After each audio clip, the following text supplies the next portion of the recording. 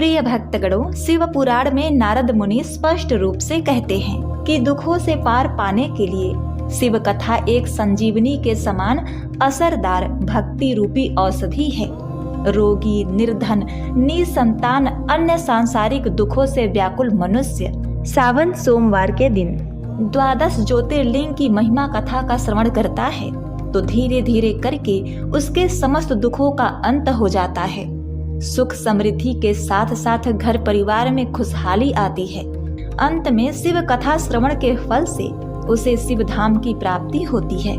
तो आज आप श्रवण करेंगे 12 ज्योतिर्लिंग की दुर्लभ चमत्कारी कथा। शिव ही सत्य है, शिव ही सुंदर, सारी सृष्टि शिव के अंदर, शिव ही मोह है, शिव ही माया, शिव को जपा तो शिव को पाओ। प्रिय भक्तगण, देवादिदेव महादेव भगवान भोलेनाथ जिनकी कृपा से सृष्टि चलायमान है, जिनकी कृपा से सूरज चमकता है, जिनकी कृपा से पत्ते हिलते हैं, आज हम उन्हीं भगवान भोलेनाथ के 12 ज्योतिर्लिंगों की महिमा का गुणगान करेंगे। इससे अखंड सौभाग्य की प्राप्ति होती है, घर में सुख शांति और वैभव की प्राप्ति होती है। भोलेनाथ के साथ ही माता पार्वती की भी कृपा प्राप्त होती है।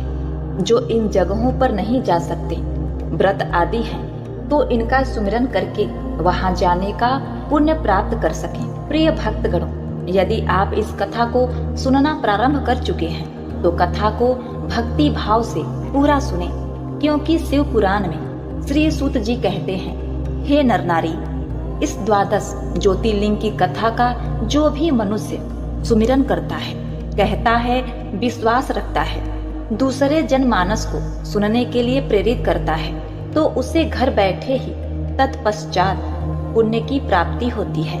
किंतु जो मनुष्य कथा को आधा अधूरा त्याग करता है तो ऐसे में घोर पाप लगता है, चाहे वह कितना भी व्रत उपवास क्यों न करे। इसी कथन को ध्यान में रखते हुए तो आइए चलिए हम सब मिलकर सर्वप्रथम 12 ज्योतिर्लिंगों के पावन पवित्र नामों का स्मरण करते हैं, जिससे कि हमें 12 ज्योतिर्लिंगों का आशीर्वाद एक साथ प्राप्त हो सके। तत्पश्चात हम कथा का श्रवण करेंगे। हे भोलेनाथ, हे माता पार्वती, हे जगत जननी माँ शारदा, जो भी इस कथा को सुन रहा है, सुना रहा है, हुंकार भर रहा है, उनके जीवन में कभी भी किसी भी प्रकार का कष्ट ना हो। हे भगवान, उसके घर में सुख शांति समृद्धि बनी रहे, उसे अखंड सौभाग्य की प्राप्ति हो। ओम नमः शिवाय।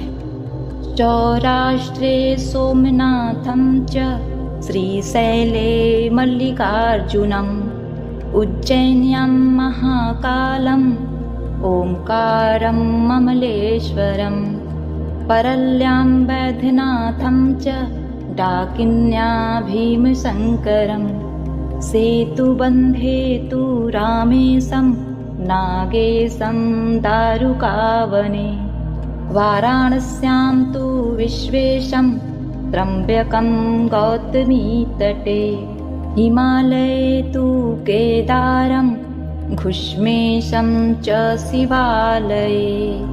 एतानि ज्योतिर्लिङ्गानि प्रायः प्रातः पठे नरे शतजन्म कृतं पापः स्मरणे विनश्यति। ओम नमः शिवाय। प्रिय भक्तजनों, आइए सुनते हैं सबसे पहले ज्योतिर्लिंग श्री सोमनाथ की पावन कथा। सोमनाथ ज्योतिर्लिंग भारत का ही नहीं अपितु इस पृथ्वी का पहला ज्योतिर्लिंग माना जाता है। श्री सोमनाथ की कथा सुनने से मनुष्य के अंदर जो भी रोग दोष पाप रहते हैं वो नष्ट हो जाते हैं। तो आइए शुरू करते हैं श्री सोमनाथ जी की कथा। जब प्रजापति दक्ष ने अपनी 27 पुत्रियों का विवाह चंद्रमा के साथ किया तो वे बहुत प्रसन्न हुए। पत्नी के रूप में दक्ष कन्याओं को प्राप्त कर बहुत सुशोभित हुए और दक्ष कन्याएं भी अपने स्वामी के रूप में चंद्रमा को प्राप्त कर सभी कन्याएं भी इस विवाह से अत्यंत प्रसन्न थीं। चंद्रमा की उन 27 पत्नियों में रोहिणी उन्हें सबसे ज्यादा प्रिय थी, जिनको वे विशेष आदर तथा प्रेम करते थे। उनका इतना प्रेम अन्य पत्नियों से नहीं था। चंद्रमा की अपनी तरफ उदासीनता और अपेक्षा देखकर रोहिणी के अलावा बाकी दक्ष पुत्रियां बहुत दुखी हुईं। वे सभी अपने पिता दक्ष की शरण में गईं और उनसे अपने कष्टों का वर्णन किया। अपने पुत्रियों की व्यथा और चंद्रमा के दुर्व्यवहार को सुनकर दक्ष बड़े दुखी हुए। उन्होंने चंद्रमा से भेंट की और शांति पूर्वक कहा, हे कलानिधि, तुमने निर्मल व पवित्र कुल में जन्म लिया है, फिर भी तुम अपनी पत्नियों के साथ भेदभावपूर्ण व्यवहार करते हो। तुम्हारे आश्रय में रहने वाली जितनी भी स्त्रियां हैं, उनके प्रति तुम्हारे मन में प्रेम कम और अधिक है। ऐसा सौतेला व्यवहार क्यों कलानिधि? तुम किसी को अधिक प्रेम करते हो और किसी को कम प्रेम करते हो, ऐसा क्यों करते हो? अब तक जो व्यवहार किया है वह ठीक नहीं है, फिर अब आगे ऐसा व्यवहार तुम्हें नहीं करना चाहिए। जो व्यक्ति आत्मजनों के साथ विषमता पूर्वक व्यवहार करता है, उसे नरक में जाना पड़ता है। इस प्रकार प्रजापति दक्ष ने अपने दामाद चंद्रमा को प्रेम पूर्वक समझाया और चंद्रमा में सुधार आ जाए, ऐसा सोचा। प्रजापति दक्ष वापस लौट गए। इतना समझाने पर भी चंद्रमा ने अपने ससुर प्रजापति दक्ष की बात नहीं मानी। रोहिणी के प्रति अतिशय प्रेम आसक्ति के कारण उन्होंने अपने कर्तव्य की अवहेलना की तथा अपनी अन्य पत्नियों का कुछ भी ख्याल नहीं रखा और उन सभी से उदासीन रहे। दोबारा समाचार प्राप्त कर प्रजापति दक्ष बड़े दुखी हुए। अब दक्ष की पुत्रियों ने दोबारा से अपने पिता से शिकायत की। वे पुनः चंद्रमा के पास आकर उन्हें उत्तम नीति के द्वारा समझाने लगे। दक्ष ने चंद्रमा से न्यायोचित बर्ताव करने की प्रार्थना की। बार बार आग्रह करने पर भी चंद्रमा अवहेलना पूर्वक जब दक्ष की बातें नहीं मानते, तब उन्होंने चंद्रमा को श्राप दे दिया। दक्ष ने कहा कि मेरे आग्रह पर भी तुमने मेरी बात नहीं मानी, मेरी अवज्ञा की है, इसीलिए तुम्हें तत्पश्चात क्षय रोग हो जाए। दक्ष द्वारा शाप देने के साथ ही क्षण भर में चंद्रमा क्षय रोग से ग्रसित हो गए। उनके चिढ़ होते ही सर्वत्र हाहाकार मच गया। सभी देवगण तथा ऋषिगण भी चिंतित हो गए। परेशान चंद्रमा ने अपनी व्यथा देवताओं को बताया। इंद्र आदि देवता तथा ऋषिगण उनके साथ ब्रह्मा जी के शरण में गए। ब्रह्मा जी ने उनसे कहा कि जो घटना हो गई है उसे तो भुगतना ही है, क्योंकि दक्ष के निश्चय को पलटा नहीं जा सकता। उसके बाद ब्रह्मा जी ने उन देवताओं को एक उत्तम उपाय बताया। उन्होंने कहा, हे चंद्रमा, तुम देवताओं के साथ कल्याणकारी प्रभास क्षेत्र में चले जाओ और वहां विधि पूर्वक मृत्युंजय मंत्र का अनुष्ठान करते हुए श्रद्धा पूर्वक भगवान शिव की आराधना करो। अपने सामने पार्थिव शिवलिंग की स्थापना करके प्रतिदिन कठिन तपस्या करो। तुम्हारी आराधना और तपस्या से भगवान भोलेनाथ प्रसन्न हो जाएंगे, तो वे तुम्हें क्षय मुक्त कर देंगे। पितामह ब्रह्मा जी की आज्ञा को स्वीकार करके देवताओं और ऋषियों के साथ चंद्रमा देवमंडल सहित प्रभास क्षेत्र में पहुंच गए, जहां चंद्रदेव ने महामृत्युंजय मंत्र और भगवान शिव शंकर की वंदना और अनुष्ठान प्रारंभ कर दिया। वे मृत्युंजय मंत्र का जाप तथा भगवान शिव की उपासना में तल्लीन हो गए। ब्रह्मा जी की आज्ञा के अनुसार चंद्रमा ने 6 महीने तक निरंतर तपस्या की और वृषक ध्वज का पूजन किया। 10 करोड़ मृत्युंजय मंत्र का जप तथा ध्यान करते हुए चंद्रमा स्थिर चित्त से वहां निरंतर खड़े रहे। उनकी तपस्या से भक्त वत्सल भगवान शिव प्रसन्न हो गए। उन्होंने चंद्रमा से कहा, चंद्रदेव, तुम्हारा कल्याण हो। तुम जिसके लिए कठोर तप कर रहे हो उस अभिलाषा को बताओ, मैं तुम्हारी इच्छा के अनुसार तुम्हें उत्तम वर प्रदान करूंगा। चंद्रमा ने प्रार्थना करते हुए विनय पूर्वक कहा, देवेश्वर, आप मेरे सब अपराधों को क्षमा करें और मेरे शरीर के क्षय रोग को दूर कर दें। भगवान शिव ने तपस्या से प्रसन्न होकर चंद्रदेव से वर मांगने के लिए कहा।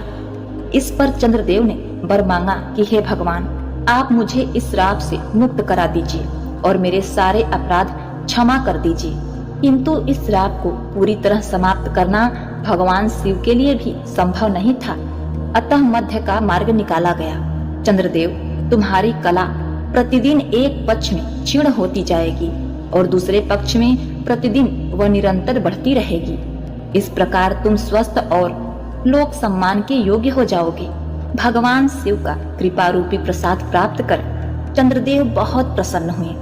उन्होंने भक्ति भावपूर्ण शंकर की स्तुति की। ऐसे स्थिति में निराकार शिव की उनकी दृढ़ भक्ति को देखकर साकार लिंग में प्रकट हुए और संसार में सोमनाथ ज्योतिर्लिंग के नाम से प्रसिद्ध हुए। प्रेम से बोलिए, भगवान सोमनाथ की जय। ओम नमः शिवाय। प्रिय भक्तों, अब आइए सुनते हैं दूसरे ज्योतिर्लिंग श्री मल्लिकार्जुन ज्योतिर्लिंग की कथा।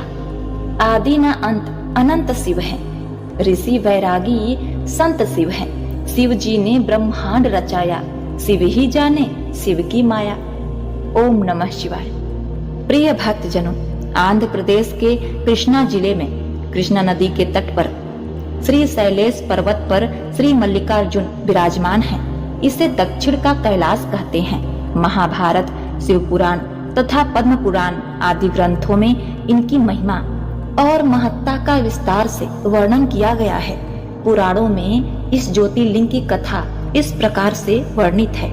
एक समय की बात है, भगवान शिव शंकर के दोनों पुत्र श्री गणेश और श्री कार्तिकेय स्वामी विवाह के लिए परस्पर लड़ने लगे।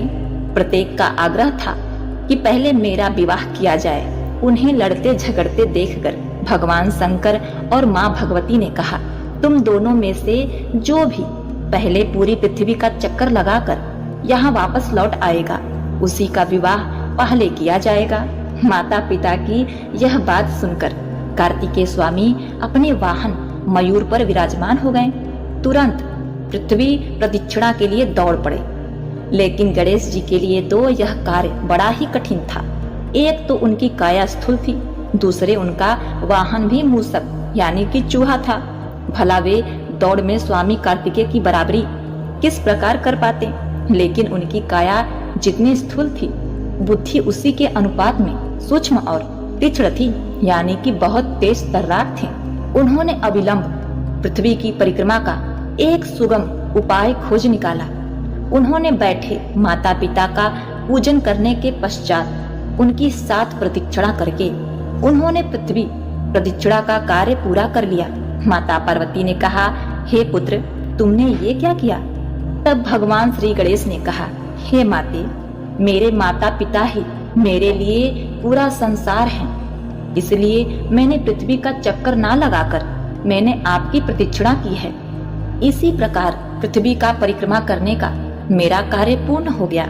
अतः माता पार्वती और भोलेनाथ अपने इस बालक के इस कार्य से अति प्रसन्न हुए। उन्होंने भगवान श्री गणेश का विवाह रिद्धि और सिद्धि से करा दिया।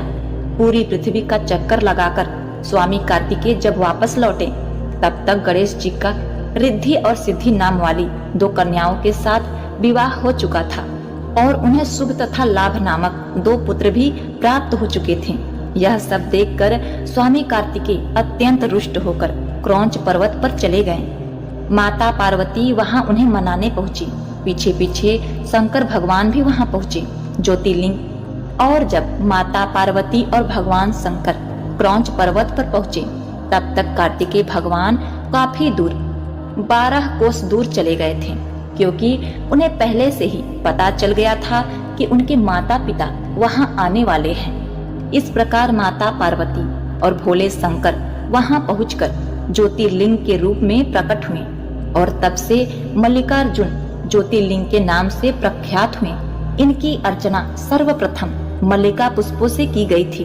उसी दिन से लेकर भगवान शिव का मल्लिकार्जुन नामक एक लिंग तीनों लोकों में प्रसिद्ध हुआ। मल्लिका का अर्थ है पार्वती। अर्जुन शब्द शिववाचक शब्द है, यानी कि भगवान शिव को अर्जुन भी कहा जाता है। अतः कुल मिलाकर मल्लिकार्जुन उस लिंग का जो दर्शन करता है वह समस्त पापों से मुक्त हो जाता है और संपूर्ण सुखों को प्राप्त कर लेता है। प्रेम से बोलिए श्री मल्लिकार्जुन की जय। ओम नमः शिवाय। प्रिय भक्तों, अब आइए चलते हैं तीसरे ज्योतिर्लिंग की कथा की तरफ। तीसरे ज्योतिर्लिंग के रूप में है महाकालेश्वर। शिव का काज सदा सुखदाई, शिव के बिन है कौन सहाय। निस्दिन कीजिए शिव की भक्ति, शिव देंगे हर भय से मुक्ति। मन को दीपक बना के बातें जला दी है शिव नाम की, जला दी है शिव नाम की। भोले बाबा मेरे हैं, मैं बेटी हूँ महाकाल की। भोले बाबा मेरे हैं, मैं बेटी हूँ महाकाल की। उज्जैन नगरी में स्थित महाकाल ज्योतिर्लिंग शिव जी का तीसरा ज्योतिर्लिंग कहलाता है। यह एकमात्र ज्योतिर्लिंग है जो दक्षिण मुखी है। इस ज्योतिर्लिंग से संबंधित कथाएं जो इस प्रकार हैं। अवंती नगरी में एक वेद कर्मठ ब्राह्मण रहते थे। वे अपने घर में अग्नि की स्थापना कर प्रतिदिन अग्निहोत्री करते थे और वैदिक कर्मों के अनुष्ठान में लगे रहते थे। भगवान शंकर के परम भक्त वह ब्राह्मण प्रतिदिन पार्थिव शिवलिंग का निर्माण कर शास्त्रों विधि से उनकी पूजा करते थे। हमेशा उत्तम ज्ञान को प्राप्त करने में तत्पर उस ब्राह्मण का नाम देवप्रिय था। देवप्रिय स्वयं ही शिव जी के अनन्य भक्त थे। उनके संस्कार के फलस्वरूप उनके शिव पूजा परायण ही 4 पुत्र हुए। वे तेजस्वी तथा माता पिता के सदोगुण के अनुरूप थे। उन चारों पुत्रों का नाम देवप्रिय, प्रियमेधा, संस्कृत, सुब्रत थे। उन दिनों रत्नमाला पर्वत पर दूसर नाम वाले धर्म विरोधी एक असुर ने वेद धर्म तथा धर्मात्माओं पर आक्रमण कर दिया। उस असुर को ब्रह्मा से अजेयता का वर मिला था। सबको सताने के बाद अंत में उस असुर ने भारी सेना लेकर अवंती वर्तमान में उज्जैन के उन पवित्र और कर्मनिष्ठ ब्राह्मणों पर भी चढ़ाई कर दी। उस असुर के आज्ञा से 4 भयानक दैत्य चारों दिशाओं में प्रकट हो गए। उनके भयंकर उपद्रव से भी शिव जी पर विश्वास रखने वाले वे ब्राह्मण बंधु भयभीत नहीं हुए। अवंती नगर के निवासी सभी ब्राह्मण जब संकट में घबराने लगे, तब उन चारों शिव भक्त भाइयों ने उन्हें आश्वासन देते हुए कहा, आप लोग भक्तों के हितकारी भगवान शिव पर भरोसा रखें। उसके बाद वे चारों ब्राह्मण बंधु शिव जी का पूजन करके उनके ही ध्यान में तल्लीन हो गए। सेना सहित दूसर ध्यान मग्न उन ब्राह्मणों के पास पहुंच गया। उन ब्राह्मण को देखते ही ललकारते हुए बोल उठा कि उन्हें बांधकर मारो। वेद प्रिय के ब्राह्मण पुत्रों ने उस दैत्य के द्वारा कही गई बातों पर ध्यान नहीं दिया और भगवान शिव के ध्यान में मग्न रहे। जब उन दुष्ट दैत्यों ने यह समझ लिया कि हमारे डांट डपट से कुछ भी परिणाम निकलने वाला नहीं है, तब उसने ब्राह्मणों को मार देने का निश्चय किया। उन्होंने ज्यों ही उस भक्तों के प्राण लेने हेतु त्यों ही उनके द्वारा पूजित उस पार्थिव शिवलिंग की जगह गंभीर आवाज के साथ एक गड्ढा प्रकट हो गया और तत्काल उस गड्ढे से विकट और भयानक रूपधारी भगवान शिव प्रकट हो गए। दुष्टों का विनाश करने वाले तथा सज्जन पुरुषों के कल्याणकर्ता वे भगवान शिव ही महाकाल के रूप में इस पृथ्वी पर विख्यात हुए। उन्होंने दैत्यों से कहा, अरे दुष्टों, तुम जैसे हत्यारों के लिए ही मैं महाकाल प्रकट हुआ हूँ। इस प्रकार धमकाते हुए महाकाल भगवान ने अपने हुंकार मात्र से उन दैत्यों को भस्म कर डाला। दूसर की सेना को भी उन्हें मार गिराया और कुछ स्वयं ही भाग खड़े हुए। इस प्रकार परमात्मा शिव ने दूसर नामक दैत्य का वध कर दिया। जिस प्रकार सूर्य के निकलते ही अंधकार छट जाता है, उसी प्रकार भगवान आशुतोष शिव को देखते ही सभी दैत्य सैनिक पलायन कर गए। देवताओं ने प्रसन्नता पूर्वक अपनी दुंतियां बजाईं और आकाश से पुष्पों की वर्षा की। उन शिव भक्त ब्राह्मणों पर अति प्रसन्न भगवान शिव ने उन्हें आश्वस्त करते हुए कहा कि मैं महाकाल तुम लोगों पर प्रसन्न हूँ, तुम लोग वर मांगो। महाकालेश्वर की वाणी सुनकर भक्ति भाव से पूर्ण उन ब्राह्मणों ने हाथ जोड़कर विनती पूर्वक कहा, हे भगवान, दुष्टों को दंड देने वाले महाकाल शंभु, आप हम सबको इस संसार सागर से मुक्त कर दें। हे भगवान शिव, आम जनता के कल्याण तथा उनकी रक्षा के लिए यही हमेशा के लिए विराजमान हो जाइए प्रभु। आप अपने दर्शनार्थी मनुष्यों का सदा उद्धार करते रहें। भगवान शंकर ने उन ब्राह्मणों को सद्गति प्रदान की और अपने भक्तों की रक्षा के लिए उस गड्ढे में स्थित हो गए। उस गड्ढे के चारों ओर लगभग 3-3 किलोमीटर भूमि लिंग रूपी भगवान शिव की स्थली बन गई। ऐसे भगवान शिव इस पृथ्वी पर महाकाल के नाम से प्रसिद्ध हुए। तो प्रेम से बोलिए महाकालेश्वर की जय। जय हो महाकाल, जय जय जय महाकाल। ओम नमः शिवाय। प्रिय भक्तजनों, अब आइए सुनते हैं ओमकारेश्वर ज्योतिर्लिंग की कथा। इस कथा को सुनने से मनुष्य के सभी पाप कर्म नष्ट हो जाते हैं, उसके घर में धन संपत्ति वैभव की प्राप्ति होती है। प्रिय भक्तों, आइए उनका सुमिरन करते हैं, तत्पश्चात कथा को प्रारंभ करते हैं। शिव जी हैं जिसके संगी साथी, उन्हें न विपदा कभी सताती। शिव भक्तों का पकड़े हाथ, शिव संतन के सदा ही साथ। तो आइए भक्तों, सुनते हैं इस चमत्कारी कथा को। महाराजा इक्ष्वाकु के पुत्र युवनासवा के कोई पुत्र नहीं था, इसीलिए वंश वृद्धि और पुत्र प्राप्ति की कामना के लिए उन्होंने अपना सारा राजपाट त्याग कर वन में जाकर तपस्या करने का निश्चय किया। वन में निवास करने के दौरान उनकी मुलाकात भगवान भृगु के वंशज चैवन ऋषि से हुई। चैवन ऋषि ने राजा युवान के लिए पुत्र कामेष्ठी यज्ञ करना आरंभ कर दिया ताकि राजा की संतान जन्म ले। यज्ञ के बाद चैवन ऋषि ने एक मटके में अभिमंत्रित जल रखा, जिसका सेवन राजा की पत्नी गौरी को करना था ताकि वह गर्भ धारण कर पाए। राजा युवान की संतानोत्पत्ति के उद्देश्य से उस यज्ञ में कई ऋषि मुनियों ने भाग लिया और यज्ञ के बाद सभी लोग थकान की वजह से गहरी नींद में सो गए। रात्रि के समय जब राजा युवान की नींद खुली तो उन्हें भयंकर प्यास लगी। युवान ने पानी के लिए बहुत आवाज लगाई, लेकिन थकान की वजह से, गहरी नींद में सोने की वजह से किसी ने राजा की आवाज नहीं सुनी। ऐसे में राजा स्वयं उठे और पानी की तलाश करने लगे। राजा युवान को वह कलश दिखाई दिया जिसमें अभिमंत्रित जल था। वह इस बात से बेखबर थे कि ये जल किसी उद्देश्य के लिए रखा है। राजा ने प्यास की वजह से सारा पानी पी लिया। जब इस बात की खबर ऋषि चैवन को लगी तो उन्होंने राजा से कहा कि ये आपने क्या किया? ये तो मंत्रों से निरुद्ध किया गया खास जल था जिसमें ब्रह्म तेज स्थापित था, जो आपको पीने से पुत्र उत्पन्न होगा। क्योंकि मैंने आपकी पत्नी की नाड़ी व अन्य जांच से यह जान लिया था कि आपकी पत्नी का गर्भाशय पूरी तरीके से विकसित नहीं है, अतः मैंने इसमें ऐसा जल अभिमंत्रित किया है जिसे पीने से वह शरीर में जाकर गर्भाशय बना सकता था। राजन, आपने इस पानी को पी लिया है, अब आपसे ही पुत्र की उत्पत्ति होगी। अब इस प्रकार राजा युवान गर्भ से हो गए। जब संतान के जन्म लेने का सही समय आया तब देवों के चिकित्सक अश्वनी कुमार ने राजा युवान की बाईं कोख को काटकर बच्चे को बाहर निकाला और जन्म दिया।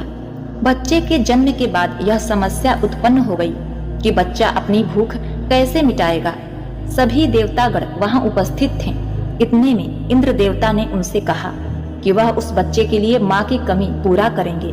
इंद्र ने अपनी उंगली शिशु के मुंह में डाली जिससे दूध निकल रहा था और कहा, मम धाता, अर्थात मैं इसकी माता हूँ। इसी वजह से उस शिशु का नाम मम धाता या मानधाता पड़ा। जैसे ही इंद्रदेव ने शिशु को अपनी उंगली से दूध पिलाना शुरू किया, वह शिशु 13 बित्ता बढ़ गया। बालक ने चिंतन मात्र से धनुर्वेद सहित समस्त वेदों का ऐसे ही ज्ञान प्राप्त कर लिया था। इसके बाद राजा युवान ने अपना राजपाट मानधाता को देकर उसे राजा बना दिया। इंद्र ने उसका राजाभिषेक किया। मानधाता ने धर्म से तीनों लोकों को नाप लिया। 12 वर्ष की उम्र के समय इंद्र के देखते देखते मानधाता ने स्वयं पानी की वर्षा की। मानधाता की राजधानी उस समय अयोध्या थी। मानधाता भगवान शिव के बहुत बड़े भक्त थे। उन्होंने नर्मदा नदी के तट पर अखंडता के साथ एक पहाड़ी पर शिवलिंग की स्थापना करके तपस्या की और नदी का रुख इस तरीके से घुमाया कि वह ओम आकार का बन गया, जो कि आज ओमकारेश्वर ज्योतिर्लिंग के नाम से प्रसिद्ध है और वह स्थान मानधाता पहाड़ी के नाम से प्रसिद्ध हो गया। बाद में मानधाता अपनी राजधानी यहाँ ले गए।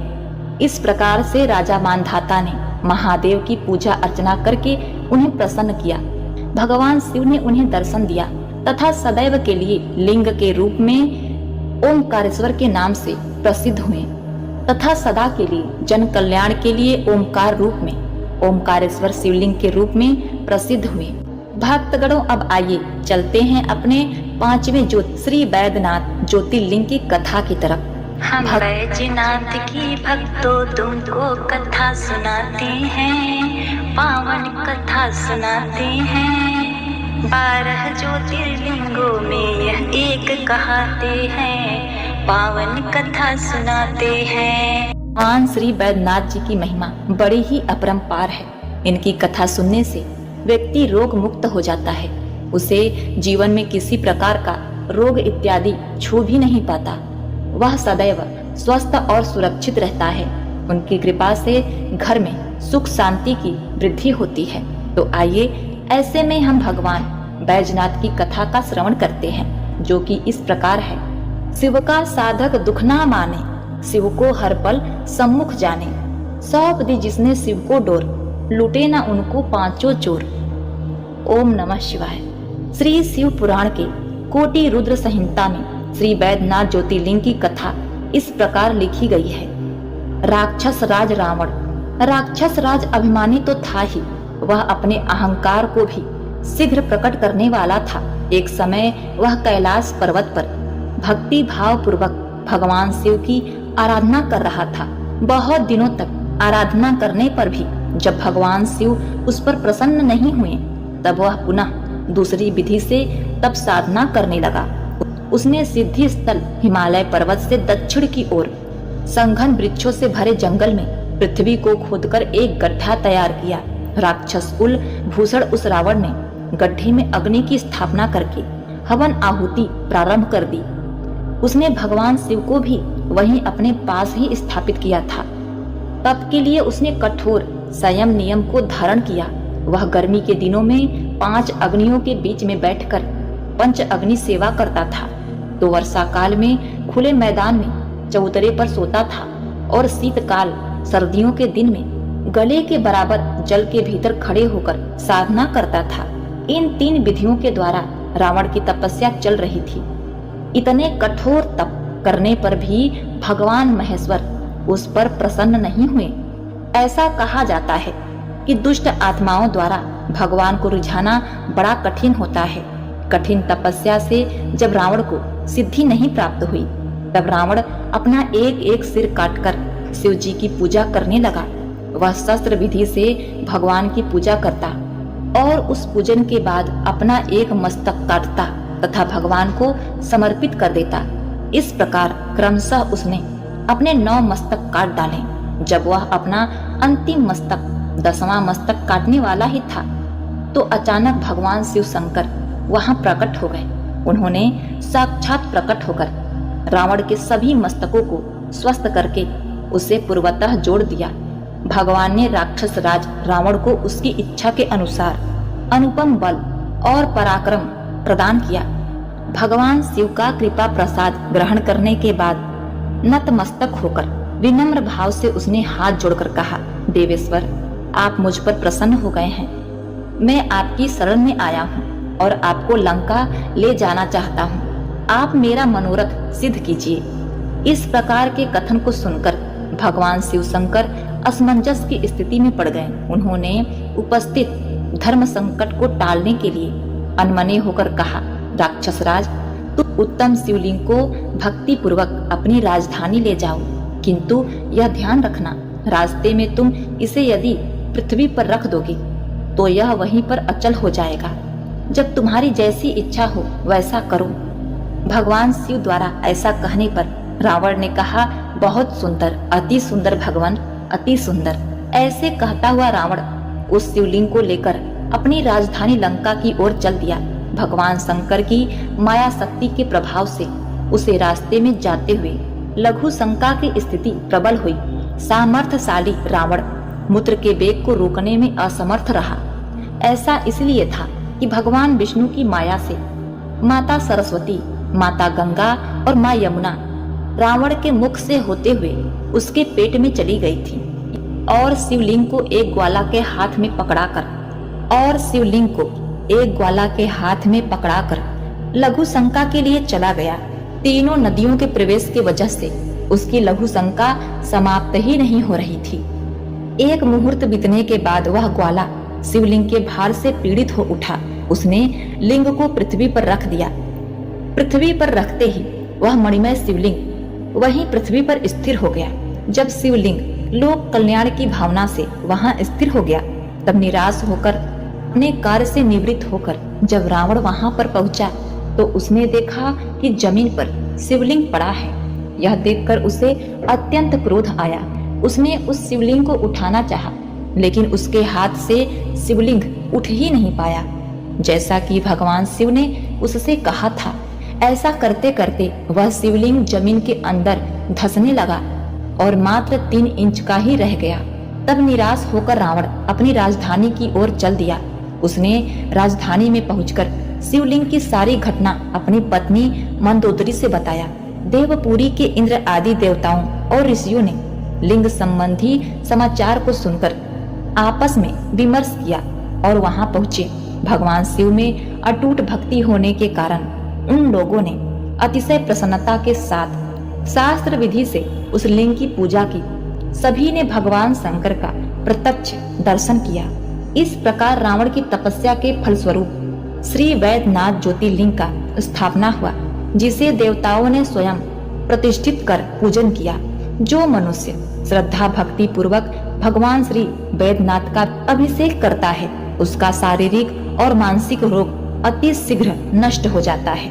इसीलिए बैजनाथ धाम में रोगियों व दर्शनार्थियों की विशेष भीड़ लगती है। प्रिय भक्तों, इस प्रकार बैजनाथ बाबा देवघर में स्थापित हो गए। प्रेम से बोलिए बैजनाथ भगवान की जय। प्रिय भक्तजनों, अब आइए सुनते हैं श्री भीम शंकर ज्योतिर्लिंग की महिमा। भगवान भीम शंकर ज्योतिर्लिंग की स्तुति करने से हमें शत्रुओं से मुक्ति मिलती है। भावना शिव को वश में करती, प्रीत से ही तो प्रीत है बढ़ती। शिव कहते हैं मन से जागो, प्रेम करो अभिमान त्यागो।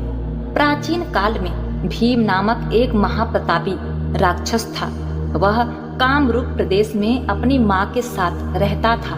वह महाबली राक्षस महाराक्षस रावण के छोटे भाई कुंभकर्ण का पुत्र था, लेकिन उसने अपने पिता को कभी नहीं देखा था, क्योंकि उसके जन्म से पहले ही उसके पिता की मृत्यु हो गई थी। उसके होश संभालने से पूर्व ही भगवान राम के द्वारा कुंभकर्ण का वध कर दिया गया था। जब वह युवावस्था को प्राप्त हुआ, तब उसकी माता ने उसे सारी सच्चाई बताई। भगवान विष्णु के अवतार श्री रामचंद्र जी द्वारा अपने पिता के वध की बात सुनकर वह महाबली राक्षस अत्यंत अतृप्त और क्रोधित हो उठा। अब वह निरंतर भगवान श्री हरि के वध का उपाय सोचने लगा। उसने अपने अभिष्ट की प्राप्ति के लिए 1000 वर्ष तक कठिन तपस्या की। उसकी तपस्या से प्रसन्न होकर ब्रह्मा जी ने उसे लोक विजयी होने का वर दे दिया। अब तो वह राक्षस ब्रह्मा जी के उस वर के प्रभाव से सारे प्राणियों को पीड़ित करने लगा। उसने देवलोक पर आक्रमण करके इंद्र आदि सारे देवताओं को वहां से निकाल दिया। पूरे देवलोक पर अब भीम का अधिकार हो गया। इसके बाद उसने भगवान श्री हरि को भी युद्ध में परास्त कर दिया। श्री हरि को पराजित करने के पश्चात उसने कामरूप के परम शिव भक्त राजा सुदक्षिण पर आक्रमण करके उन्हें मंत्रियों अनुचरों सहित बंदी बना लिया। इस प्रकार धीरे धीरे उसने सारे लोगों पर अपना अधिकार जमा लिया। उसके अत्याचार से वेदों शास्त्रों वह किसी को भी धार्मिक कृत्य नहीं करने देता था। इस प्रकार यज्ञ दान तप आदि सारे काम एकदम रुक गए। भीम के अत्याचार की भीषणता से घबराकर ऋषि मुनि और देवगण भगवान शिव की शरण में गए। उन्होंने अपना तथा अन्य सारे प्राणियों का दुख कहा। उनकी यह प्रार्थना सुनकर भगवान शिव ने कहा, उस अत्याचारी राक्षस का संहार करूंगा। उसने मेरे प्रिय भक्त कामरूप नरेश सुदक्षिण को भी सेवकों सहित बंदी बना लिया है। वह अत्याचारी असुर अब और अधिक जीवित रहने का अधिकारी नहीं रहा। भगवान शिव से यह आश्वासन पाकर ऋषि मुनि और देवतागण अपने अपने स्थान को वापस लौट गए। इधर राक्षस भीम के बंदी गृह में पड़े हुए राजा सुदक्षिण ने भगवान शिव का ध्यान किया। वे अपने सामने पार्थिव शिवलिंग बनाकर अर्चना करते रहे। उन्हें ऐसा करता देख क्रोधामग्न होकर राक्षस भीम ने अपनी तलवार से उस पार्थिव शिवलिंग पर प्रहार किया, किंतु उस तलवार का स्पर्श उस लिंग से हो भी नहीं पाया कि उसके भीतर से साक्षात भगवान शिवजी प्रकट हो गए। उन्होंने अपनी हुंकार मात्र से उस राक्षस को वहीं जलाकर भस्म कर दिया। भगवान शिव की यह अद्भुत कृत्य देखकर सारे ऋषि मुनि और देवतागण वहां एक होकर उनकी स्तुति करने लगे। उन लोगों ने भगवान शिव से प्रार्थना की, महादेव, आप लोक कल्याण के लिए सदा के लिए यहाँ निवास करें। यह क्षेत्र शास्त्रों में अपवित्र बताया गया है। आपके निवास से यह परम पवित्र पुण्य क्षेत्र बन जाएगा। भगवान शिव ने उनकी प्रार्थना स्वीकार कर ली। वहाँ वह ज्योतिर्लिंग के रूप में सदा के लिए निवास करने लगे। उनका यह ज्योतिर्लिंग भीमेश्वर के नाम से विख्यात हुआ। प्रिय भक्तों, शिव पुराण में यह कथा पूरे विस्तार से दी गई है। इस ज्योतिर्लिंग की महिमा अमोघ है। भक्तों की सभी मनोकामनाएं यहाँ आकर पूर्ण हो जाती हैं। प्रेम से बोलिए भगवान भीम शंकर की जय। ओम नमः शिवाय। प्रिय भक्तों, अब आइए आगे सुनते हैं श्री विश्वनाथ ज्योतिर्लिंग की महिमा। शिव आदि अनादि अनंत अपार, मुझ में व्यक्त सकल संसार, मुझ में व्यक्त सकल संसार। जटा गंगगल मुंड कपाल, जटा गंगगल मुंड कपाल, गौरा गौरी महाकाल, सकल भुवन त्रिलोक प्रकाशा, नित्य चिरंतन नगरी राजा। विश्वनाथ हूँ मसानवासी, मुझको प्रिय मोरी नगरी काशी, मुझको प्रिय मोरी नगरी काशी। विश्वनाथ ज्योतिर्लिंग उत्तर प्रदेश के काशी नामक स्थान पर स्थित है। काशी सभी धर्मस्थलों में से सबसे अधिक महत्व रखते हैं। पौराणिक कथाओं के मुताबिक भगवान शिव देवी पार्वती से विवाह करने के बाद कैलाश पर्वत आकर रहने लगे। वहीं देवी पार्वती अपने पति के घर रह रही थी, जहां उन्हें बिल्कुल अच्छा नहीं लग रहा था। देवी पार्वती ने एक दिन भगवान शिव से हिमालय पर्वत की जगह कहीं और बसने का स्थान चुनने को कहा, तो शिव जी ने सारे संसार में राजा देवदास की नगरी काशी उन्हें बहुत पसंद आई। तब राजा देवदास ने ब्रह्मा जी का तप किया और महादेव को वहां बसने नहीं दिया। ब्रह्मा जी के कहने पर शिव जी मंदराचल पर्वत चले गए। वे चले तो गए, लेकिन काशी नगरी के लिए अपना मोह त्याग नहीं सके। तब भगवान विष्णु ने राजा को तपोवन में जाने का आदेश दिया। उसके बाद वाराणसी महादेव का स्थलीय निवास हो गया। प्रिय भक्तों, इस प्रकार से महादेव काशी में हमेशा के लिए विराजमान हो गए, क्योंकि माता पार्वती और भगवान शिव को यह काशी अत्यंत प्रिय थी। माता पार्वती के कहने पर भगवान शिव जी यहाँ काशी में आकर बस गए और विश्वनाथ ज्योतिर्लिंग के रूप में स्थापित हो गए। इस प्रकार से काशी के बारे में यह भी कहा जाता है कि यहाँ पर जो भी मनुष्य मृत्यु को प्राप्त होता है, उसे सीधे शिवपुरी में स्थान मिलता है। वह पाप मुक्त होकर शिवलोक को चला जाता है। प्रेम से बोलिए काशी विश्वनाथ की जय। ओम नमः शिवाय। पार्वती पते हर हर महादेव।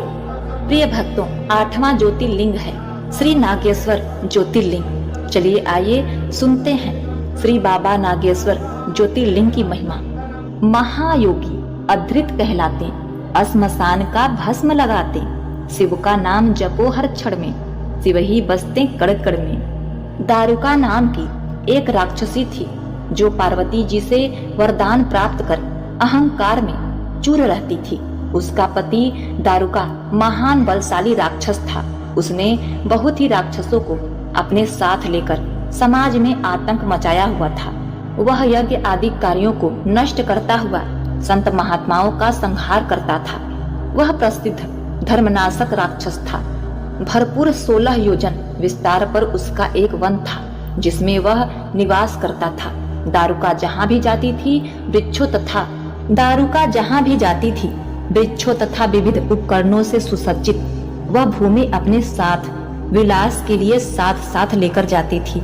महादेवी पार्वती ने उस वन की देखभाल का दायित्व दारुका को ही सौंपा था, जो उनके वरदान के प्रभाव से उसके ही पास रहता। उससे पीड़ित आम जनता ने महर्षि औरव के पास जाकर अपना कष्ट सुनाया। शरणागत की रक्षा का धर्म पालन करते हुए महर्षि औरव ने शरणागत की रक्षा का धर्म पालन करते हुए महर्षि औरव ने राक्षसों को श्राप दे दिया। उन्होंने कहा कि जो राक्षस इस पृथ्वी पर प्राणियों की हिंसा तथा यज्ञों का विनाश करेगा, उसी समय वह प्राणों से हाथ धो बैठेगा। दिए गए श्राप की सूचना जब देवताओं को मालूम हुई, तब उन्होंने दुराचारी राक्षसों पर चढ़ाई कर दी। राक्षसों पर भारी संकट आ पड़ा। उन्होंने सोचा, यदि वे युद्ध में देवताओं को मारते हैं तो शाप के कारण स्वयं मर जाएंगे, और यदि उन्हें नहीं मारते तो पराजित होकर स्वयं भूखों मरेंगे। उस समय दारुका ने राक्षसों को सहारा दिया और भवानी के वरदानों का प्रयोग करते हुए संपूर्ण वन को लेकर समुद्र में जा बसी। इस प्रकार राक्षसों ने धरती को छोड़ दिया और निर्भय पूर्वक समुद्र में निवास करते हुए वहां भी प्राणियों को सताने लगे। एक बार धर्मात्मा सदाचारी सुप्रिय नामक शिव भक्त वैश्व था, जो वह नौका पर सवार होकर समुद्र में जल मार्ग से कहीं जा रहा था। उसी समय दारुका नामक एक भयंकर बलशाली राक्षस ने उस पर आक्रमण कर दिया। राक्षस दारुका ने सभी लोगों सहित सुप्रिय का अपहरण कर लिया और अपनी पुरी में ले जाकर उन्हें बंदी बना लिया। चूंकि सुप्रिय शिव जी का अनन्य भक्त थे, इसीलिए वह हमेशा शिव की आराधना में तन्मय रहते थे। कारागार में भी उनकी आराधना बंद नहीं हुई और उन्होंने अपने अन्य साथियों को भी शिव जी की आराधना के प्रति जागरूक कर दिया। वे सभी शिव भक्त बन गए। कारागार में शिव भक्ति का ही बोलबाला हो गया। जब इसकी सूचना राक्षस दारुका को मिली तो वह क्रोध में उबल पड़ा। उसने देखा कि कारागार में सुप्रिय ध्यान लगाए बैठा है, तो उसे डांटते हुए बोला, वैश्य, तू आंखें बंद करके मेरे विरुद्ध कौन सा षड्यंत्र कर रहा है? और जोर जोर से चिल्लाता हुआ धमका रहा था। इसका उस पर कुछ भी प्रभाव नहीं पड़ा। घमंडी राक्षस दारुका ने अपने अनुचरों को आदेश दिया कि इस शिव भक्त को मार डालो। अपनी हत्या के भय से भी सुप्रिय डरे नहीं और वह भयकारी संकट मोचन भगवान शिव को पुकारने में लगे रहे। देव, आप ही हमारे सर्वत्र हैं, आप ही मेरे जीवन और प्राण हैं। इस प्रकार सुप्रिय वैश्य की प्रार्थना को सुनकर भगवान शिव एक बिल से प्रकट हो गए। उनके साथ ही 4 दरवाजों का एक सुंदर मंदिर प्रकट हुआ। उस मंदिर के मध्य में गर्भगृह में एक दिव्य ज्योतिर्लिंग प्रकाशित हो रहा था तथा शिव परिवार के सभी सदस्य भी उनके साथ विद्यमान थे। वैश्व सुप्रिय ने शिव परिवार सहित उस ज्योतिर्लिंग का दर्शन और पूजन किया। सुप्रिय के पूजन से प्रसन्न भगवान शिव ने पाशुपतास्त्र लेकर प्रमुख राक्षसों को, उनके अनुचरों को तथा उनके सारे संसाधनों अस्त्र शस्त्र को नष्ट कर दिया। लीला करने के लिए स्वयं शरीर धारण करने वाले भगवान शिव ने अपने भक्त सुप्रिय आदि की रक्षा करने के बाद उस वन को भी यह वर दिया कि आज से इस वन में ब्राह्मण, क्षत्रिय, वैश्य तथा शूद्र, इन चारों वर्णों के धर्मों का पालन किया जाएगा। इस वन में शिव धर्म के प्रचारक श्रेष्ठ ऋषि मुनि निवास करेंगे और यहाँ तामसिक दुष्ट राक्षसों के लिए कोई स्थान नहीं होगा।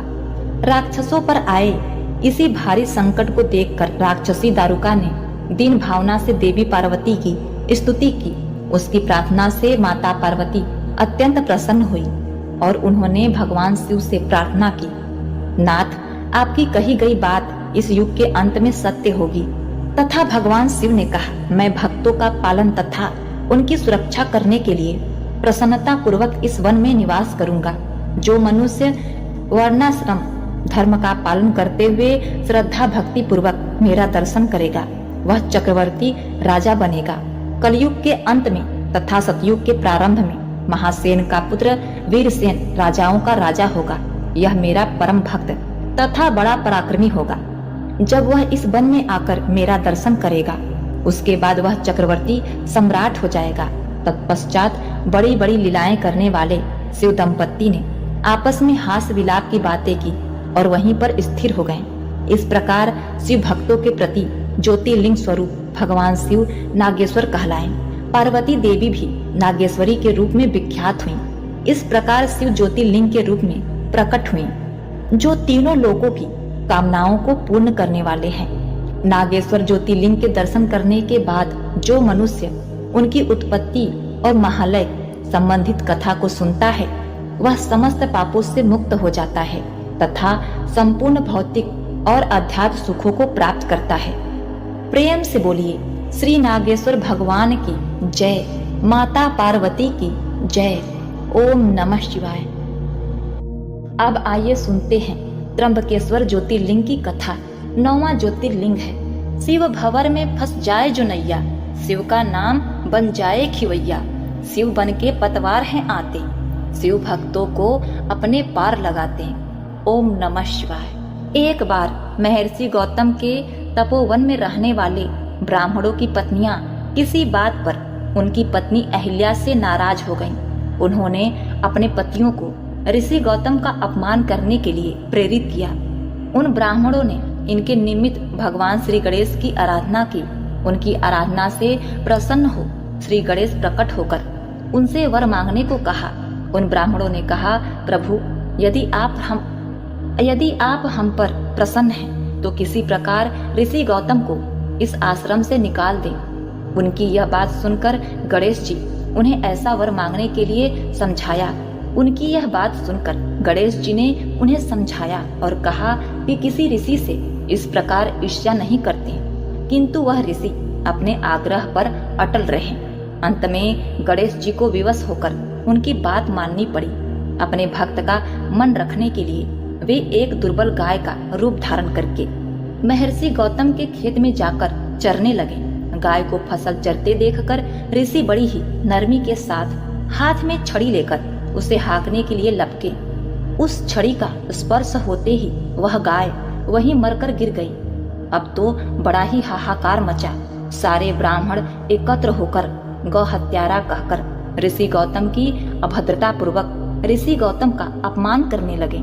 ऋषि गौतम इस घटना से बहुत आश्चर्यचकित और दुखी थे। अब उन सारे ब्राह्मणों ने कहा कि तुम यह आश्रम छोड़कर अन्यत्र कहीं चले जाना। गौ हत्यारे के निकट रहने से हमें भी पाप लगेगा। विवश होकर ऋषि गौतम अपनी पत्नी अहिल्या के साथ वहां से कोसों दूर जाकर रहने लगे, किंतु उन ब्राह्मणों ने वहां भी उनका रहना दुर्भर कर दिया। वे कहने लगे कि गौ हत्या के कारण तुम्हें यह वेद पाठ और यज्ञ आदि के कार्य करने का कोई अधिकार नहीं रह गया। अंत में ऋषि गौतम ने उन ब्राह्मणों से प्रार्थना की कि आप लोग मेरे प्रायश्चित और उद्धार का कोई उपाय बताइए। तब उन्होंने कहा, गौतम तुम अपने पाप को सर्वत्र सबको बताते हुए 3 बार पूरी पृथ्वी की परिक्रमा करो, फिर लौटकर यहाँ तक 1 महीने व्रत करो। इसके बाद ब्रह्मगिरी की 101 बार परिक्रमा करने के बाद तुम्हारी शुद्धि होगी। अगर ये न कर सके तो यहाँ गंगा जी को लाकर उनके जल से स्नान करके 1 करोड़ पार्थिव शिवलिंग से शिव जी की आराधना करो। इसके बाद पुनः गंगा जी में स्नान करके इस ब्रह्मगिरी की 11 बार परिक्रमा करो। फिर 100 घड़ों के पवित्र जल से पार्थिव शिवलिंग को स्नान कराने से तुम्हारा उद्धार होगा। ब्राह्मणों के अनुसार महर्षि गौतम ने सारे कार्य पूरे किए। पत्नी के साथ पूर्णतः तल्लीन होकर भगवान शिव की आराधना करने लगे। इनसे प्रसन्न होकर भगवान शिव ने प्रकट होकर उनसे वर मांगने को कहा। महर्षि गौतम ने उनसे कहा, भगवान मैं यही चाहता हूँ, आप मुझे गौ हत्या के पाप से मुक्त कर दें। भगवान शिव ने कहा, गौतम तुम निष्पाप हो। गौ हत्या का अपराध तुम पर छल पूर्वक लगाया गया था। छल पूर्वक ऐसा करवाने वाले तुम्हारे आश्रम के ब्राह्मण को मैं दंड देना चाहता हूँ। इसके पश्चात महर्षि गौतम ने भगवान शिव से अनुरोध किया कि हे भगवान, उन्हीं ब्राह्मणों के कारण तो मुझे आपके दर्शन हुए हैं। मैं आपसे कुछ नहीं मांगता। हे भगवान, आप यहाँ पर सदैव के लिए निवास करें और भक्तजनों का कल्याण करें। और माता गंगा से अनुरोध किया कि हे भगवान, आप माता गंगा को यहाँ प्रकट करें और माता गंगा अपने पवित्र जल से लोक कल्याण करें। यह सुनकर भगवान शंकर अपने जटाओं से माँ गंगा को प्रकट किए और कहा, हे गंगे, आप यहाँ पर गौतमी नदी के रूप में उपस्थित होकर लोक कल्याण करिए। यह सुनने के बाद माता गंगा ने कहा, हे प्रभु, जहाँ आप रहेंगे मैं भी वहीं रहूंगी, क्योंकि मेरा वेग यह धरती सहन कैसे कर पाएगी। आपके जटाओं से ही निकलकर तो मैं लोक कल्याण करूंगी। इसके पश्चात भगवान शिव ने माँ गंगा के अनुरोध पर वहीं पर त्र्यंबकेश्वर ज्योतिर्लिंग के रूप में स्थापित हो गए और माँ गंगा वहीं ब्रह्मगिरी पर्वत से अपना उद्गम स्थान बनाती हैं। इन्हें दक्षिण की गंगा भी कहते हैं। इस प्रकार भगवान शिव त्र्यंबकेश्वर ज्योतिर्लिंग के रूप में ब्रह्मगिरी पर्वत के तलहटी में निवास करने लगे और वहीं पर त्र्यंबकम ज्योतिर्लिंग के रूप में तीनों लोक में विख्यात हुए। यहाँ जो भी मनुष्य बड़े भक्ति भाव से पूजा अर्चना करता है तो उसके समस्त दुख मिट जाते हैं और उसे अक्षय पुण्य की प्राप्ति होती है। यहाँ पर मुख्य रूप से ब्रह्मा, विष्णु और महेश तीनों लोग एक ही स्थान पर ज्योतिर्लिंग के रूप में स्थापित हैं। प्रिय भक्तों, तो यह थी त्र्यंबकेश्वर ज्योतिर्लिंग की महिमा। प्रेम से बोलिए भगवान त्र्यंबकेश्वर की जय। ओम नमः शिवाय। आइए सुनते हैं 10वें ज्योतिर्लिंग की कथा। श्री केदारनाथ ज्योतिर्लिंग। शिव में मनवा मन को रंग ले, शिव मस्तक की रेखा बदले, शिव हर जन की नस नस जाने, बुरा भला वो सब पहचाने। कि इसके दर्शन करने मात्र से व्यक्ति को जो भी श्राप, दोष और पाप लगा रहता है वह पूरी तरीके से नष्ट हो जाता है। तो आइए चलिए सुनते हैं केदारनाथ ज्योतिर्लिंग की महिमा। पौराणिक कथा के अनुसार महाभारत के युद्ध के बाद पांचों पांडव भगवान श्री कृष्ण के साथ युद्ध की समीक्षा कर रहे थे। कृष्ण ने पांडवों से कहा कि युद्ध में भले ही जीत तुम्हारी हुई है, लेकिन तुम लोग गुरु और अपने बंधुओं को मारने के कारण पाप के भागी बन गए हो। इस पाप के कारण मुक्ति मिलना असंभव है। इस पर पांडवों ने भगवान से मुक्ति का उपाय पूछा। कृष्ण ने कहा कि इन पापों से महादेव ही मुक्ति दिला सकते हैं। कि पांडव उनके पास आ रहे हैं तो वह सतर्क हो गए। पांडवों के सामने आने से बचने के लिए बार बार स्थान परिवर्तन करने लगे, क्योंकि महादेव पांडवों द्वारा राज्य पाने हेतु बंधु बांधवों का वध करने के कारण उनसे नाराज थे। पांडव भी मन में ठान चुके थे कि हर हाल में उन्हें महादेव को पाना है और उनसे अपनी मुक्ति का मार्ग जानना है। महादेव का पीछा करते हुए पांडव केदारनाथ पहुंचे। महादेव ने देखा कि पांडव केदारनाथ आ गए हैं तो उनसे बचने के लिए उपाय ढूंढने लगे। तभी उनकी दृष्टि पशुओं के झुंड पर गई और वह अपनी पहचान छुपाने के लिए बैल बनकर झुंड में शामिल हो गए। पांडवों के लिए पशुओं के झुंड में से महादेव को पहचानना कठिन हो गया। महाबली भीम तब दो पहाड़ों के बीच पांव रखकर खड़े हो गए। बाकी सभी भाइयों ने पशुओं को भीम के पैरों के नीचे से भगाना शुरू कर दिया। सभी पशु भीम के पैरों के नीचे से गुजरकर भाग गए, लेकिन महादेव को पैरों के नीचे से निकलकर जाना अनुचित लगा और वह वहीं पर खड़े रह गए। पांडव ने भगवान शिव को पहचान लिया। बस फिर क्या था, महादेव बैल रूप में ही धरती में समाने लगे। भीम ने आव न देखा ताव झट से बैल बने महादेव का कुल्हा पकड़ लिया। महादेव को विवश होकर प्रकट होना पड़ा। पांडवों की दृढ़ निश्चय और भक्ति इच्छा शक्ति को देखकर उन्हें पाप से मुक्त करना पड़ा। केदारनाथ का शिवलिंग बैल के कुल्हे के रूप में मौजूद है। इस कथा के अनुसार यह भी कहा जाता है कि नर और नारायण नामक दो भाई थे, जिन्होंने भगवान शिव की अखंड तपस्या की, जिससे प्रसन्न होके भगवान शिव ने वहां ज्योतिर्लिंग के रूप में स्थापित होकर केदारनाथ धाम के नाम से विख्यात हुए और वहीं पर स्थापित हो गए। प्रेम से बोलिए भगवान केदारनाथ की जय। ओम नमः शिवाय। प्रिय भक्तों, अब बारी है 11वें ज्योतिर्लिंग की, श्री रामेश्वर ज्योतिर्लिंग। तो आइए सुनते हैं श्री रामेश्वर ज्योतिर्लिंग की महिमा। शिव ही परमेश्वर महाकालेश्वर, शिव ही परम पिता परमेश्वर, कालों के भी काल शिव हैं, भूतनाथ महाकाल शिव हैं। श्री रामेश्वर ज्योतिर्लिंग तमिलनाडु राज्य के रामनाथपुर नामक स्थान पर स्थित है। जब श्री रामचंद्र जी रावण का वध करके सीता जी को वापस ला रहे थे तो उन्होंने समुद्र पार करके सबसे पहले गंधमादन पर्वत पर विश्राम किया था। जब बड़े बड़े ऋषि महर्षि को यह पता चला कि श्री रामचंद्र जी सीता जी के साथ यहाँ पधारे हैं तो वे सभी उनका आशीर्वाद लेने पहुँचे। तब ऋषियों ने श्री रामचंद्र जी को बताया कि आपको ब्रह्म हत्या का श्राप लगा है क्योंकि आपने अपने पुलस्त्य कुल का विनाश किया है। तब श्री रामचंद्र जी ने कहा कि आप लोग ही समस्या का समाधान बताइए जिससे मैं पाप मुक्त हो सकूं। तब सब ऋषियों ने कहा कि हे प्रभु, आप यहाँ पर शिवलिंग का निर्माण कीजिए और पूजा अर्चना कीजिए, भगवान शिव को प्रसन्न कीजिए, इस प्रकार आप पाप मुक्त हो सकते हैं।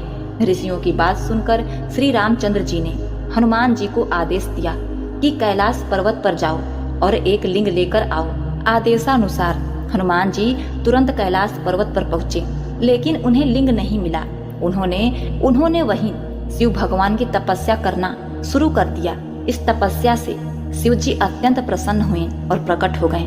इस प्रकार लिंग प्राप्त करके वे तुरंत मधमार्दन पर्वत पर पहुंच गए, लेकिन हनुमान जी को बहुत देर हो चुकी थी।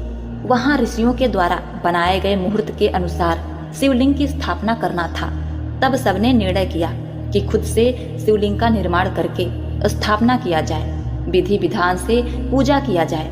पूजा के उपरांत जब हनुमान जी आए और देखा कि स्थापना हो चुकी है तो उन्हें बहुत दुख हुआ और वे श्री राम जी के चरणों में गिर गए। तब श्री रामचंद्र जी ने शिवलिंग स्थापना की बात बताई। मुहूर्त बीत ना जाए इसीलिए लिंग स्थापना करवानी पड़ी, लेकिन हनुमान जी तब भी संतुष्ट नहीं हुए। तब श्री रामचंद्र जी ने कहा, इस स्थापित लिंग को उखाड़ देते हैं और तुम्हारे द्वारा लाए हुए लिंग की पुनः स्थापना करते हैं। तब हनुमान जी अत्यंत प्रसन्न हुए। जैसे ही लिंग को उखाड़ने लगे तो यह लिंग नहीं उखड़ा, वह कठोर हो चुका था, वह वज्र बन चुका था। उस लिंग को उखाड़ने के लिए हनुमान जी ने सब प्रयत्न कर लिए, किंतु वह टस से मस नहीं हुआ। अंत में हनुमान जी 3 किलोमीटर की दूरी पर जाकर गिर गए और बेहोश हो गए। इस प्रकार की भावना को देखकर भगवान शिव जी वहां प्रकट हो गए और उन्होंने श्री रामचंद्र जी को ब्रह्म हत्या के पाप से मुक्त किया और हनुमान जी को आशीर्वाद दिया और हनुमान जी द्वारा लाया गया शिवलिंग भी वहीं पर बगल में स्थापित किया गया। इस प्रकार भगवान श्री रामचंद्र जी के नाम से वह शिवलिंग का नाम रामेश्वर ज्योतिर्लिंग पड़ा। प्रेम से बोलिए श्री रामेश्वरम की जय। ओम नमः शिवाय। अब आइए सुनते हैं 12वें ज्योतिर्लिंग गृडेश्वर ज्योतिर्लिंग की कथा। तन पवित्र सेवा कीजय, धन पवित्र कीजय दान, मन पवित्र शिव भजन से ही होए विविधि कल्याण। इस ज्योतिर्लिंग के विषय में पुराणों में यह कथा वर्णित है। दक्षिण देश में देवगिरी पर्वत के निकट सुवर्धा नामक एक अत्यंत तेजस्वी तपोनिष्ठ ब्राह्मण रहता था। उसकी पत्नी का नाम सुदेहा था। दोनों में परस्पर बहुत प्रेम था। किसी प्रकार का कोई कष्ट नहीं था, लेकिन उन्हें कोई संतान नहीं थी। ज्योतिष गणना से पता चला कि सुदेहा के गर्भ से संतानोत्पत्ति हो ही नहीं सकती। सुदेहा संतान की बहुत ही इच्छुक थी। उसने सुवर्धा से अपनी छोटी बहन से दूसरा विवाह करने का आग्रह किया। पहले तो सुवर्धा को यह बात अच्छी नहीं लगी, लेकिन अंत में उन्हें पत्नी की जिद के आगे झुकना पड़ा। वे उनका आग्रह टाल नहीं पाए। वे अपनी पत्नी की छोटी बहन घुस्मा को ब्याह कर घर ले आए। घुस्मा अत्यंत विनीत और सदाचारिणी स्त्री थी। वह भगवान शिव की अनन्य भक्त थी। प्रतिदिन 101 पार्थिव शिवलिंग बनाकर हृदय से सच्ची निष्ठा के साथ उनका पूजन करती थी। भगवान शिव की कृपा से थोड़े ही दिन बाद उसके गर्भ से एक अत्यंत सुंदर और स्वस्थ बालक ने जन्म लिया। बच्चे के जन्म से सुदेहा और घुस्मा दोनों के दिन बड़े आराम से बीत रहे थे। लेकिन न जाने कैसे थोड़े ही दिनों बाद सुदेहा के मन में एक कुविचार ने जन्म लिया। वह सोचने लगी कि मेरा तो इस घर में कुछ भी नहीं है, सब कुछ घुस्मा का है। अब तक सुदेहा के मन का कुविचार अंकुर रूपी एक विशाल वृक्ष का रूप ले चुका था। मेरे पति पर ही उसने अधिकार जमा लिया, संतान भी उसी की है। यह कुविचार धीरे धीरे उसके मन में बढ़ने लगा। इधर घुस्मा का वह बालक भी बड़ा हो रहा था। धीरे धीरे वह जवान हो गया, उसका विवाह भी हो गया। अंततः एक दिन सुदेहा ने घुस्मा के युवा पुत्र को रात में सोते समय मार डाला। उसके शव को ले जाकर उसने उसी तालाब में फेंक दिया जिसमें घुस्मा प्रतिदिन पार्थिव शिवलिंग को विसर्जित करती थी। सुबह होते ही सबको इस बात का पता लग गया। पूरे घर में कोहराम मच गया। सुधर्मा और उसकी पुत्र वधू दोनों सिर पीटकर फूट फूट कर रोने लगे, लेकिन घुस्मा नित्य की भांति भगवान शिव की आराधना में तल्लीन रही, जैसे कुछ हुआ ही नहीं हो। पूजा समाप्त करने के बाद वह पार्थिव शिवलिंग को तालाब में छोड़ने के लिए चल पड़ी। जब वह तालाब से लौटने लगी तो उसी समय उसका प्यारा लाल तालाब के भीतर से निकलकर आता हुआ दिखाई पड़ा। वह सदा की भांति आकर घुस्मा के चरणों में गिर पड़ा, जैसे कहीं आसपास से ही घूमकर आ रहा हो। इसी समय भगवान शिव भी प्रकट होकर घुस्मा से वर मांगने को कहने लगे। वह सुदेहा की घिनौनी करतूत से अत्यंत क्रुद्ध हो उठे। अपने त्रिशूल द्वारा उसका गला काटने को उद्धृत हुए। घुस्मा ने हाथ जोड़कर भगवान शिव से कहा, प्रभु, यदि आप मुझ पर प्रसन्न हैं तो मेरी उस अभागिन बहन को क्षमा कर दें। निश्चित ही उसने अत्यंत जघन्य पाप किया है, किंतु आपकी दया से मुझे मेरा पुत्र वापस मिल गया। अब आप उसे क्षमा करें। मेरी एक प्रार्थना और है, लोक कल्याण के लिए आप इस स्थान पर सर्वदा के लिए निवास करें। भगवान शिव ने उसकी ये बातें स्वीकार कर ली। ज्योतिर्लिंग के रूप में प्रकट होकर वह वहीं निवास करने लगे। शिव भक्त घुस्मा के आराध्य होने के कारण वे घुस्मेश्वर महादेव के नाम से विख्यात हुए। घुस्मेश्वर ज्योतिर्लिंग की महिमा पुराणों में बहुत विस्तार से वर्णित की गई है। इसका दर्शन लोक परलोक दोनों के लिए अमोघ फलदायी है। प्रिय दर्शकों, यह थी 12 ज्योतिर्लिंग की कथा। प्रेम से बोलिए पार्वती पते हर हर महादेव, घुस्मेश्वर महादेव की जय। ओम नमः शिवाय। इसी कामना के साथ आप लोगों से मैं विदा लेती हूँ। ओम नमः शिवाय।